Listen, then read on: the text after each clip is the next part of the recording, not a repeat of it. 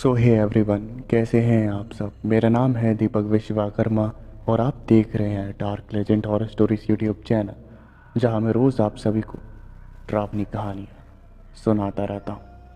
और आज के इस वीडियो में जो हमारी वेंडिगो की सीरीज़ चल रही है, जिसके 2 पार्ट पहले ही चैनल पर मैंने अपलोड कर दी है, उसे हम कंटिन्यू करेंगे। और ये वीडियो होने वाली है उस सीरीज़ का पार्ट 3। तो अगर आपने पहले के 2 पार्ट नहीं सुने तो मेरी रिक्वेस्ट रहेगी कि आप सबसे पहले उन दोनों पार्टों को सुन लें और उसके बाद ये वाला पार्ट सुने, वरना आपको कहानी समझ नहीं आएगी। तो चलिए बिना किसी देरी के पार्ट 3 को शुरू करते हैं। अगर आपने अपने हेडफोन्स नहीं लगाए हैं तो अपने हेडफोन्स लगा लीजिए। वीडियो को लाइक नहीं किया है तो वीडियो को लाइक कर दें, और चैनल को सब्सक्राइब नहीं किया है तो चैनल को सब्सक्राइब ज़रूर से कर दें। तो चलिए शुरू करते हैं वेंडिगो सीरीज़ के पार्ट 3 को।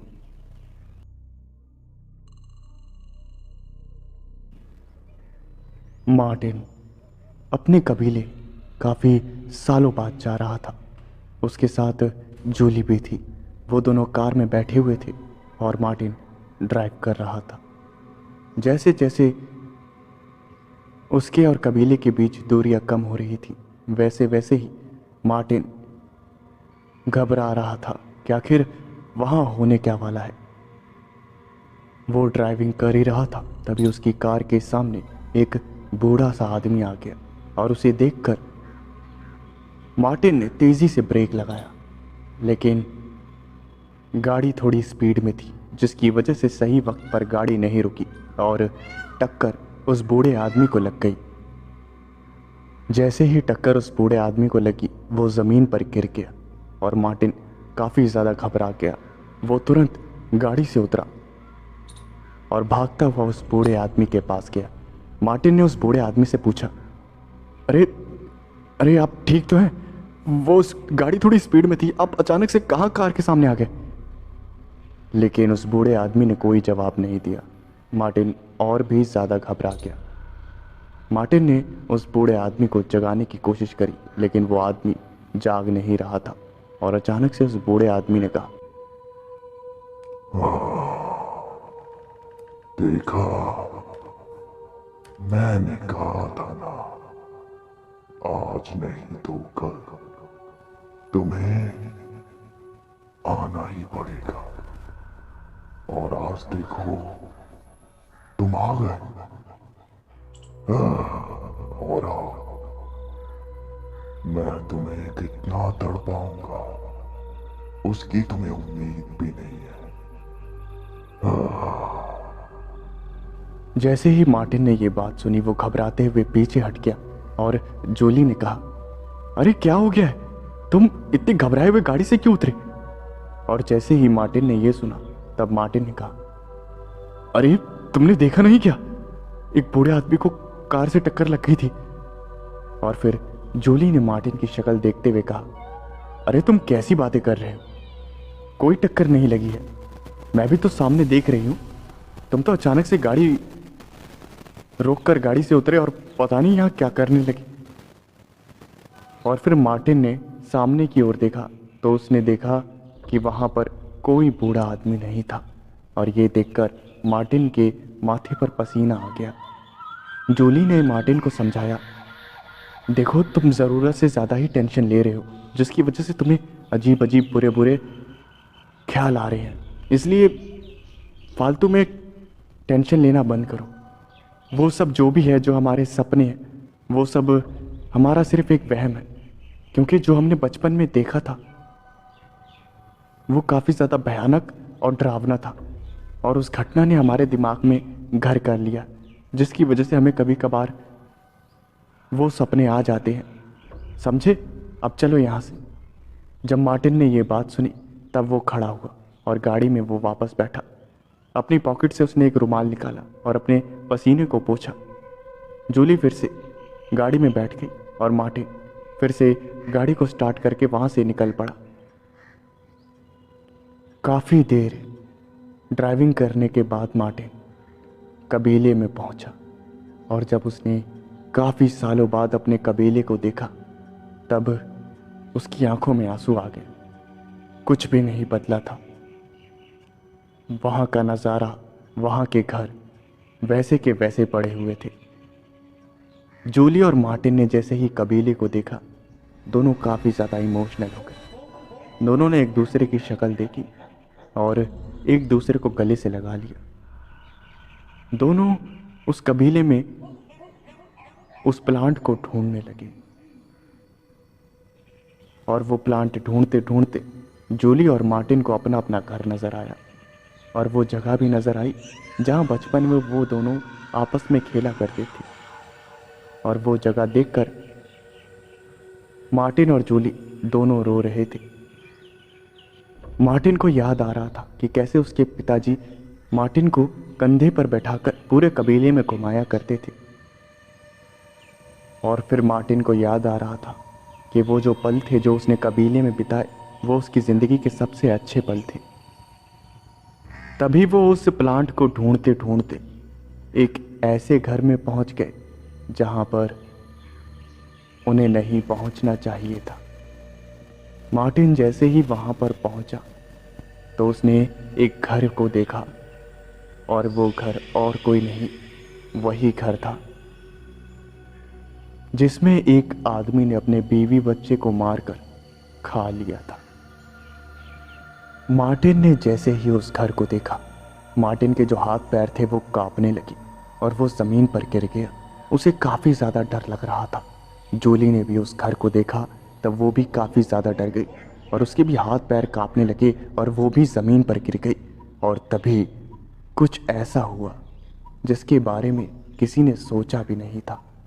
उस घर का दरवाज़ा अपने आप खुला और अंदर से एक सड़ी हुई लाश भागते हुए आई और वो मार्टिन के सामने रुक गई। उसने मार्टिन को देखते हुए कहा, आ गया वो वक्त आ गया जिसका मुझे सालों से इंतजार था। अब मेरा बदला पूरा होगा। और ये कहकर वो सड़ी हुई लाश वहां से गायब हो गई। मार्टिन ने जूली की शक्ल देखी और पूछा, क्या तुमने भी वही देखा जो मैंने देखा? और फिर जूली ने घबराए हुए हाँ में सर हिलाया। उन दोनों के माथे से पसीना टपक रहा था। मार्टिन ने जूली से कहा, जूली सुनो, तुम यहां से चली जाओ, मुझे यहां कुछ ठीक नहीं लग रहा है। तुम कार की चाबी लो और यहां से निकल जाओ। मैं प्लांट ढूंढ के उसे लेकर आ जाऊंगा। तुम यहां मत रुको। यहां मुझे काफ़ी ज़्यादा नेगेटिव एनर्जी महसूस हो रही है, जैसे यहाँ कुछ गलत होने वाला है और मैं नहीं चाहता कि तुम्हारे साथ कुछ गलत हो। ये गाड़ी की चाबी पकड़ो और जाओ यहाँ से। जैसे ही ये बात जूली ने सुनी तब उसने मार्टिन से कहा कि वो नहीं जाएगी, कुछ भी हो जाए। अगर वो वहाँ पर मरेंगे तो साथ में मरेंगे। मार्टिन ने जूली को बहुत समझाने की कोशिश करी लेकिन जूली नहीं मानी। जूली किसी भी हाल में मार्टिन को वहाँ अकेला छोड़ने के लिए तैयार नहीं थी। वो दोनों आपस में बात कर ही रहे थे, तभी वहाँ का मौसम बिगड़ने लगा और वहाँ आसमान से एक आवाज़ गूंजने लगी, अब मजा आएगा, अब मजा आएगा। तभी उस घर के दरवाजे खुल गए जिस घर में सालों पहले एक आदमी ने काले साए के कब्जे में आकर अपनी ही बीवी बच्चे को मारकर खा लिया था। और उस घर में से तेज तेज चिल्लाने की आवाजें आ गई, आजा आजा आजा आजा आजा आजा आजा। आज तेरी जिंदगी की आखिरी रात है, आजा। तभी एक अनजान शक्ति मार्टिन को अपनी तरफ खींचने लगी। कोई ना दिखने वाली शक्ति मार्टिन को उस घर में ले जाना चाहती थी, लेकिन मार्टिन जैसे तैसे चीजों का सहारा लेकर अपने आप को बचाए हुए था। जब जूली ने यह नज़ारा देखा तो वो काफ़ी ज़्यादा घबरा गई और रोने लगी। वहाँ मौसम काफ़ी ख़राब होने लगा, बारिश होने लगी, बिजली चमकने लगी और वो आवाज़ जो थी वो और भी तेज़ होने लगी। आजा आजा, कितनी देर तक रोक कर रखेगा? आना तो तुझे पड़ेगा ही। आजा आजा।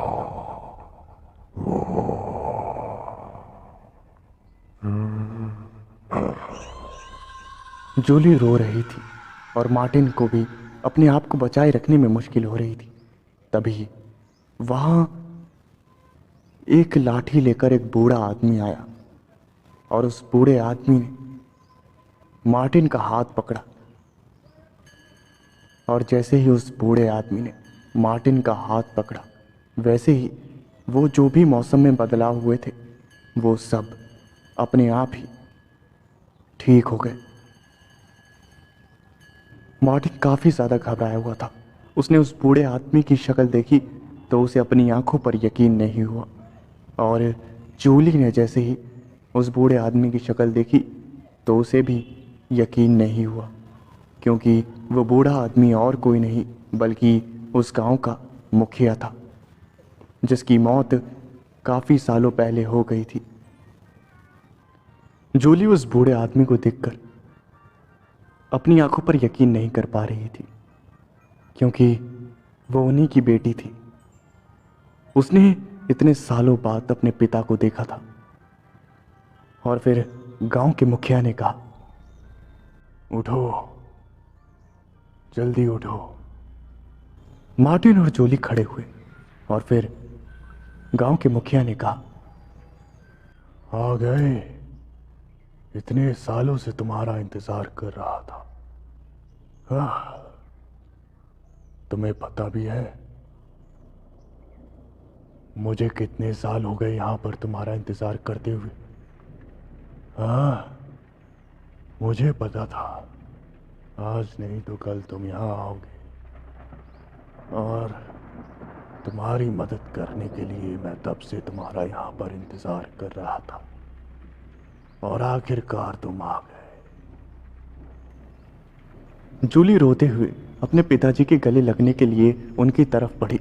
जैसे ही जूली ने अपने पिता को गले से लगाने की कोशिश करी तो उसका हाथ जो था वो आर पार हो गया। और फिर उस बूढ़े आदमी ने कहा, यानी कि जूली के पिताजी ने कहा, बेटा, मेरी आत्मा सिर्फ तुम्हारा इंतजार कर रही थी। मेरा शरीर तो कब का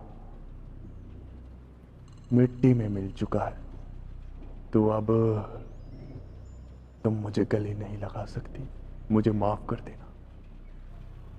तभी वहां का मौसम एक बार फिर खराब होने लगा और वही आवाज गूंजी, ए बुड्ढे, तू ऐसे नहीं मानेगा। कई साल पहले भी तूने मेरे रास्ते में मुश्किलें पैदा करी थी। मैंने तेरी जान ले ली, लेकिन फिर भी तू वापस आ गया।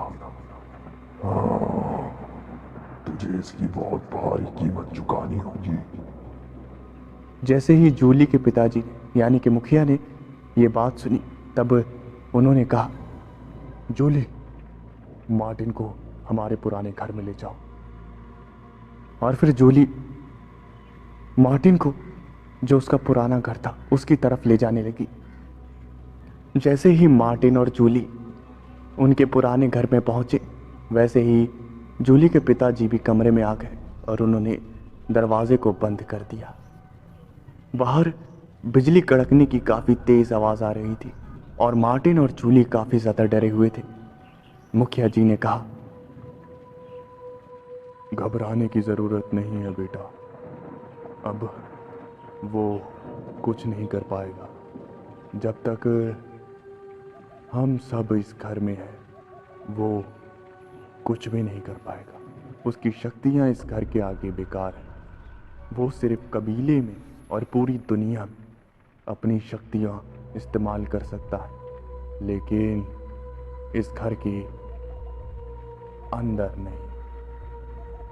और फिर मार्टिन ने कहा, अरे आप मुखिया जी, मैं बहुत दूर था यहाँ से, फिर भी ये जो भी है रोज मुझे सपने में आके डराता था, और आप कह रहे हैं कि वो इस घर में हमारा कुछ नहीं बिगाड़ पाएगा। और फिर जूली ने कहा, उसने कहा कि उसके पिताजी सही कह रहे हैं, क्योंकि उस घर में एक मंदिर है, और उस मंदिर में जब जूली के पिताजी जिंदा थे तब वो रोज पूजा करते थे, और उसी मंदिर की शक्तियां ही उस बुरी शक्ति को इस घर में आने से रोकती हैं। बाहर बिजलियां कड़क रही थी, और फिर मार्टिन ने कहा, मुखिया जी, मुझे आज भी याद है वो रात जब ये आवाज़ पूरे कबीले वालों ने पहली बार सुनी थी, और आप उस रात कुछ बताने वाले थे, लेकिन उससे पहले ही आपकी मृत्यु हो गई। आखिर आप क्या बताने की कोशिश कर रहे थे? और फिर गांव के मुखिया ने, यानी कि जूली के पिताजी ने बोलना स्टार्ट किया।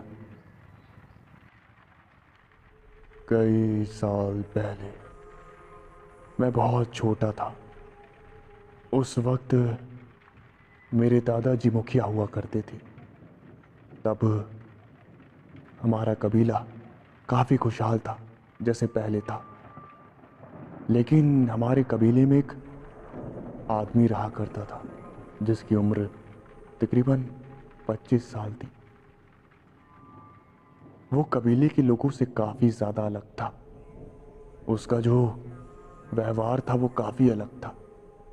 वो किसी से भी ठीक तरह से बात नहीं करता था। किसी को इस बात से समस्या नहीं थी, लेकिन धीरे धीरे उसका जो व्यवहार था वो बदलता गया, और उसमें आलस बहुत था, जिसकी वजह से वो काम नहीं करता था।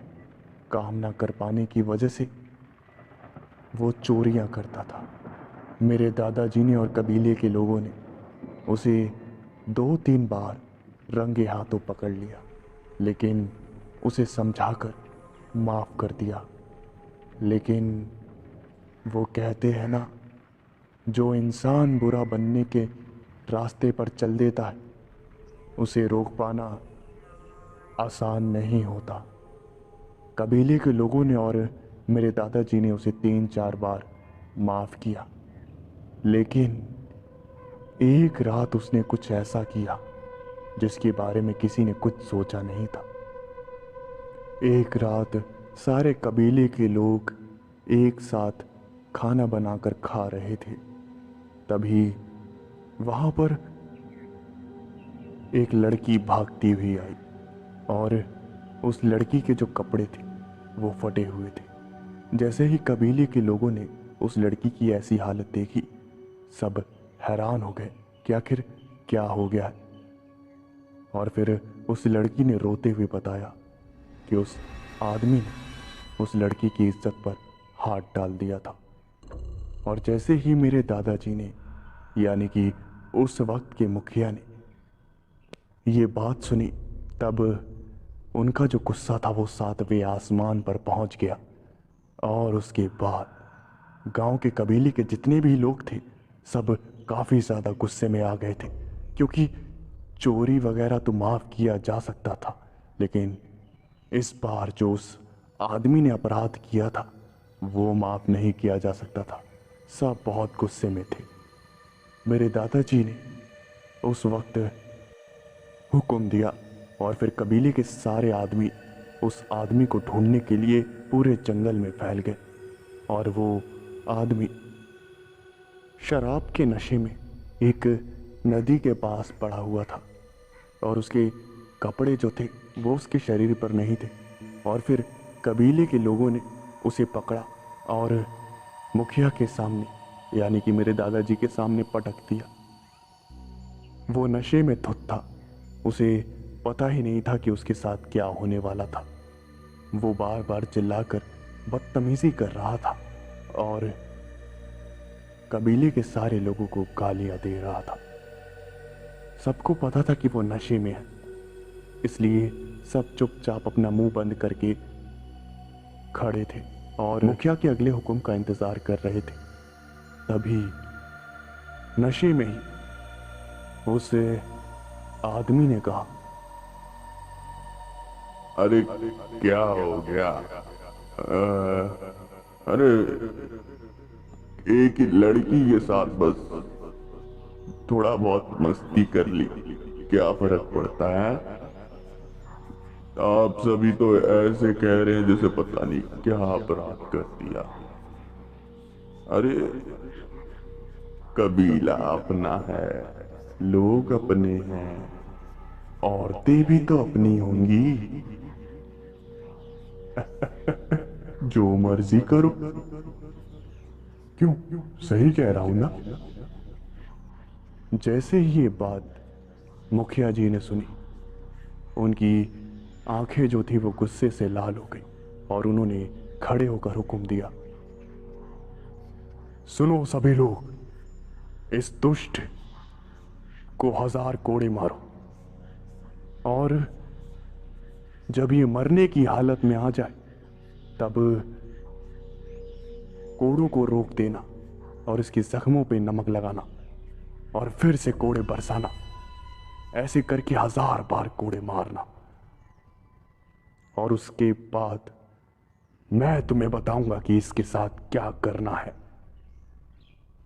जैसे ही ये बात कबीले के लोगों ने सुनी, उन्होंने उस आदमी के हाथ पैर पकड़े और उसे बिना कपड़ों के एक पेड़ पर बांध दिया और उसे लगातार कोड़े मारे। वो आदमी चीखता रहा, चिल्लाता रहा, लेकिन कोड़े रुके नहीं। और जब वो अधमरा हो गया तब कोड़े रोक दिए गए और उसके बाद उसके जख्मों पर नमक लगाया गया और फिर से कोड़े मारे गए। और जब कोड़ों की सज़ा ख़त्म हुई तब वो जो आदमी था वो पूरी तरह से अधमरा हो गया था, बस उसकी सांसें चल रही थी। वो जिंदा था लेकिन मौत से भी बदतर हालत में पहुंच गया था। और फिर मुखिया ने आदेश दिया, इसके शरीर पर जितने भी घाव है सबको शराब से गीला करो। इसे शराब पीने का बहुत शौक है तो इसके जख्मों को भी शराब पिलाओ। और फिर उस आदमी के जख्मों पर शराब गिराई गई और उसे पूरी तरह से शराब से नहला दिया गया, जो कि काफ़ी ज़्यादा दर्दनाक था। और वो चीखता चिल्लाता रह गया। उसे पूरी रात तड़पने के लिए छोड़ दिया गया। वो पूरी रात रोता रहा, चीखता रहा। और उसके बाद जैसे ही सुबह हुई उसे फिर से मारा गया और रात के वक्त उसके ऊपर मिट्टी का तेल डाला गया। और मिट्टी का तेल डालने के बाद उसे जिंदा जला दिया गया। और जैसे ही उसके शरीर में आग लगी और वो जलने लगा, वो जलन के कारण पागलों की तरह जंगल में भागता हुआ इधर उधर भागने लगा। और फिर उसके पीछे जंगली कुत्ते छोड़ दिए गए। वो कुत्ते उस आदमी को दौड़ाते हुए काफी दूर तक ले गए, लेकिन वो आदमी ज्यादा देर तक नहीं भाग पाया और जलने की वजह से वो वहीं पर जमीन पर गिर गया। और वो शिकारी कुत्ते उस आदमी पर चढ़ गए और उसे नोच नोच कर खाने लगे। और सबसे दर्दनाक बात तो ये थी कि वो जिंदा था और उसे जिंदा ही वो कुत्ते नोच के खा रहे थे। उस आदमी ने मरते हुए कहा, तुम सभी ने मुझे इतनी बुरी मौत दी है, मैं कसम खाता हूं जब तक ये पूरा कबीला मिटा नहीं दूंगा तब तक इस दुनिया से नहीं जाऊंगा। तुम्हें बहुत बुरी मौत मिलेगी।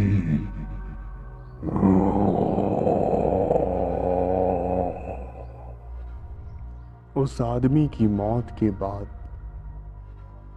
उस कबीले में काफी बुरी बुरी घटनाएं घटने लगी। और फिर वहां पर एक पंडित को बुलाया गया। उसने बताया कि वो आदमी जो कि मरा है वो काला जादू करता था और मरने के बाद वो काफी बुरी शक्ति में तब्दील हो गया है। और फिर उन महान पंडित ने काफ़ी हवन किए और काफ़ी पूजा पाठ किए, और उसके बाद उन्होंने उस बुरी शक्ति को एक घर के अंदर कैद कर दिया, और उसके बाद सब कुछ ठीक हो गया। लेकिन उस दिन, उस रात, वो जो काली शक्ति थी वो आज़ाद हो गई और वापस आ गई कबीले के लोगों से अपना बदला लेने के लिए। मार्टिन और जूली ने जब ये सारी बातें सुनी वो काफ़ी ज़्यादा घबरा गए, और उसके बाद मार्टिन ने कहा, तो मुखिया जी, अब कोई तो रास्ता होगा कि हम इस बुरी शक्ति से अपना पीछा छुड़ा पाए। और फिर मुखिया जी ने कहा, हाँ, एक रास्ता है। अगर कोई आपसे ज़्यादा ताकतवर हो, आप उसे हरा नहीं सकते हो, तब आपको उसकी मदद लेनी चाहिए जिसकी ताकत सबसे ज़्यादा हो। मार्टिन ने पूछा, तो ऐसा कौन है जिसकी ताकत सबसे ज़्यादा है? जिसके जवाब में मुखिया ने मुस्कुराते हुए कहा, ऊपर वाला, ईश्वर, उसकी ताकत सबसे ज़्यादा है। उससे मदद मांगो।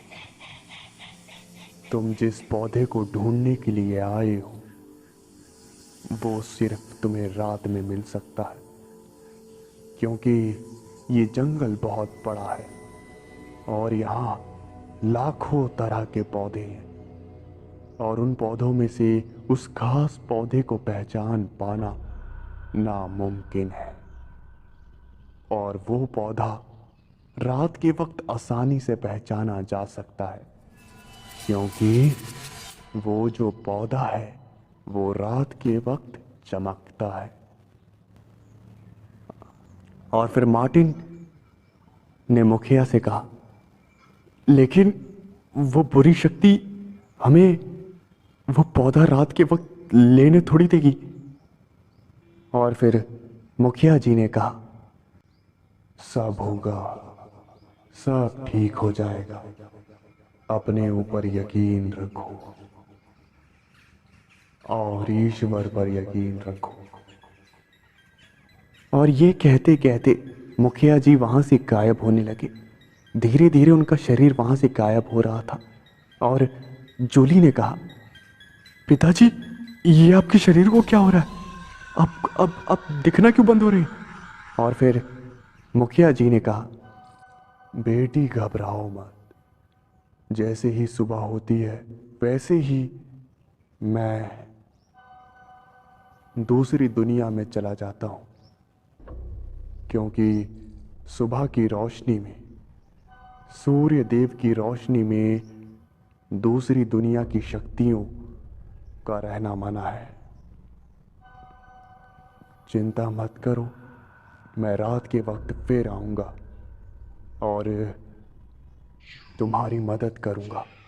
लेकिन ध्यान रहे, तुम दिन भर चाहे जहाँ भी रहो, लेकिन रात के वक्त जैसे ही सूर्यास्त हो, किसी भी हालत में इस घर के अंदर वापस आ जाना, क्योंकि सूर्यास्त होते ही उस हैवान की शक्तियाँ काम करने लगती हैं और वो अपनी शक्तियों से तुम्हें आसानी से मार सकता है। तो ध्यान रहे, सूर्यास्त के बाद इस घर से बाहर नहीं निकलना। हरिओम हरिओम। यह कहकर वो मुखिया जी वहाँ से गायब हो गए, और जूली की आंखों में आंसू थे। मार्टिन भी काफ़ी ज़्यादा घबराया हुआ था। उसने जूली की शक्ल देखी, जूली रो रही थी। और फिर मार्टिन ने जूली से कहा, देखो, सब ठीक हो जाएगा। हाँ, हमने कुछ गलत नहीं किया, ना ही हमारे बड़े बुजुर्गों ने कुछ गलत किया है। वो जो बुरी शक्ति है वो इसी लायक थी, तो अब हमें डरने की ज़रूरत नहीं है। और एक बात कहूँ? और फिर जूली ने अपने आंसू पोंछते हुए कहा कि कहो। और फिर मार्टिन ने जूली से कहा, वो बात ऐसे नहीं कह सकते, अपना कान पास में लेकर आओ। जूली जैसे ही मार्टिन के पास अपना कान लेकर आई, मार्टिन ने जूली के कान में कहा, आई लव यू। और जैसे ही जूली ने ये बात सुनी, वैसे ही जूली के चेहरे पर एक मुस्कान आई। उसने अपने आंसू पोंछे और उसने कहा, अब आगे क्या करना है ये बताओ, आखिर कैसे उस पौधे को लेंगे। वो दोनों उस घर से बाहर निकले और दोनों ने बाहर का नज़ारा देखा। तब मार्टिन ने कहा, कितना खूबसूरत नज़ारा है, बिल्कुल पहले की तरह, है ना जूली, जैसे हम बचपन में खेला करते थे। और फिर जूली ने हाँ में सर हिलाया। वो दोनों पूरा कबीला छान मारने लगे कि उन्हें कहीं पर तो वो पौधा मिले, लेकिन काफ़ी ढूंढने के बाद भी उन्हें पौधा नहीं मिला। पौधे तो वहाँ ढेर सारे थे, लेकिन वो जो अनोखा पौधा था वो पहचान में नहीं आ रहा था कि आखिर कौन सा पौधा है। मार्टिन और जूली पूरे दिन इधर से उधर भटकते रहे कि उन्हें कहीं तो वो पौधा मिले, लेकिन उन्हें वो पौधा नहीं मिला। और आखिर में पौधा तो उन्हें नहीं मिला और शाम हो गई। जैसे ही शाम के 6 बजे वहाँ अंधेरा होना शुरू हो गया और वो फिर तेज़ी से भागते हुए घर की तरफ आने लगे, क्योंकि उन्हें पता था कि जैसे ही सूर्यास्त होगा अंधेरा छा जाएगा, वैसे ही वो बुरी शक्ति अपनी शक्तियों का इस्तेमाल करने लगेगी। जूली और मार्टिन भागते हुए उस घर में वापस पहुंचे और अंधेरा धीरे धीरे चारों तरफ फैल गया और एक बार फिर से बाहर बिजली कड़कने लगी और बारिश होने लगी। जैसे ही वहाँ पर मौसम बिगड़ने लगा, वैसे ही वहाँ पर उसी बुरी शक्ति की आवाज़ गूंजने लगी, जिसे सुनकर जूली और मार्टिन काफ़ी ज़्यादा घबरा गए थे। कब तक बचोगे? 1 दिन, 2 दिन, 3 दिन, 4 दिन, कितने दिन, कितनी रातें बचोगी? हाँ, मेरी शक्तियां इतनी ज्यादा है कि मैं आज नहीं तो कल नहीं तो परसों तुम्हें मार ही दूंगा। हाँ, कब तक बचोगे? तुम्हारे माँ बाप के पास इतना समय नहीं है, समझे? तभी वहाँ पर गांव के मुखिया यानी कि जूली के पिताजी आ गए और उन्होंने मार्टिन से कहा, अच्छा हुआ तुम दोनों अंदर आ गए, वरना बहुत बुरा हो जाता। अच्छा ये बताओ, तुमने क्या उस पौधे को ढूंढने की कोशिश करी? और फिर मार्टिन ने जवाब दिया, हाँ बहुत ढूंढने की कोशिश करी, लेकिन इतने सारे पौधे हैं, वो समझ ही नहीं आ रहा कि आखिर कहाँ मिलेगा। और फिर जूली के पिताजी ने कहा, मैंने तुम्हें कहा था ना, वो सिर्फ रात के वक्त चमकता है और उसे सिर्फ रात के वक्त ही पहचाना जा सकता है। मार्टिन का ध्यान तभी खिड़की के बाहर गया तो उसने देखा कि वही चमकता हुआ पौधा उसे नजर आ रहा था और वो पौधा घर से ज़्यादा दूर नहीं था। और जैसे ही मार्टिन ने उस पौधे को देखा, तभी उसके दिमाग में आया क्यों ना वो तेजी से भागकर उस पौधे को लेकर आ जाए। और फिर मार्टिन ने कहा, उधर वो पौधा मुझे नजर आ रहा है, मैं अभी उसे लेकर आता हूं, वो घर के बहुत पास है। वो बुरी शक्ति जितने में मुझे नुकसान पहुंचाई, उसे जल्दी में लेकर आ जाऊंगा। और फिर जैसे ही जूली ने ये बात सुनी, तब जूली ने मार्टिन को जाने से मना किया, लेकिन मार्टिन दौड़ता हुआ घर के बाहर चला गया।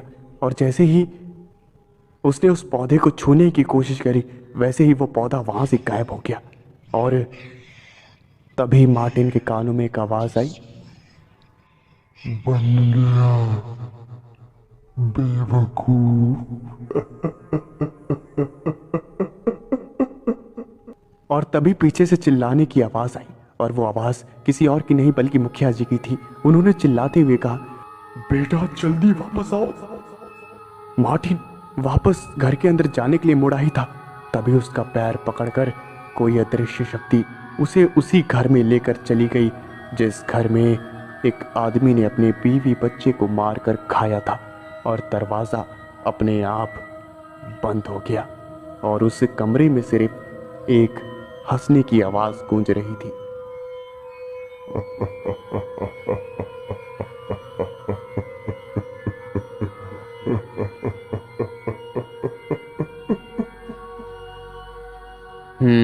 तो ये था इस सीरीज का पार्ट 3।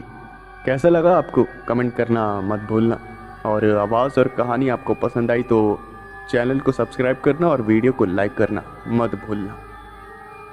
अगर आपको इसका पार्ट 4 जो है वो जल्दी चाहिए तब कमेंट करें। मैं मिलता हूँ आपसे नेक्स्ट वीडियो में। Thanks for watching.